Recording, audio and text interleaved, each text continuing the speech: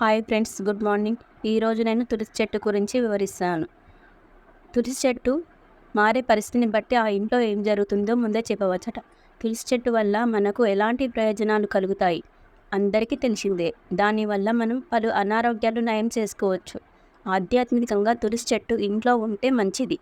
దానివల్ల అంతా మంచి జరుగుతుందని చెబుతారు. అయితే ఆ ఇంట్లో ఉన్న తులసి చెట్టు అప్పుడప్పుడు పలు రకాలుగా తన సహజ రంగుల్ని కోల్పోతూ ఉంటుంది. ఆకులు సడన్గా ఎండిపోవడం, రాలిపోవడం, అలా భౌతికంగా అనేక రకాలుగా మార్పులు చెందుతుంది. దీంతో ఆ ఇంట్లో ఉండే భవిష్యత్తులో ఏం జరుగుతుందో ఇట్టే తెలుసుకోవచ్చు. ఈ క్రమంలో తులసి చెట్టు ఇలా మారితే దాని ఫలితం ఎలా ఉంటుందో ఇప్పుడు తెలుసుకుందాం.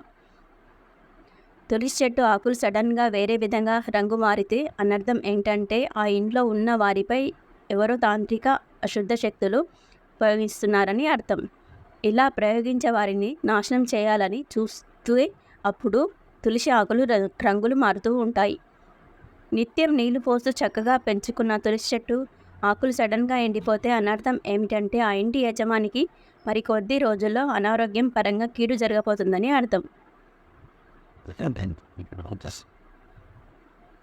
తులసి చెట్టు ఒకవేళ నీళ్లు పోయకుండా బాగా పచ్చగా వేపుగా పెరిగితే అప్పుడు ఆ ఇంట్లో ఉన్న వారందరికీ అదృష్టం రాబోతుందని అర్థం. అలాంటి వారికి సంపద బాగా వస్తుందట.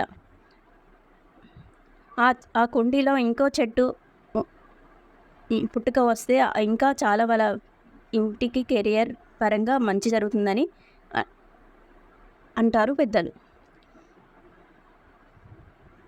ఇలా తులసి చెట్టు చాలా జాగ్రత్తగా పెంచుకుంటూ దాన్ని రోజు నిత్యం పూజిస్తూ నైవేద్యం పెట్టాలి. అలా అయితే ఆ ఇంటికి చాలా మంచి జరుగుతుందని అర్థం.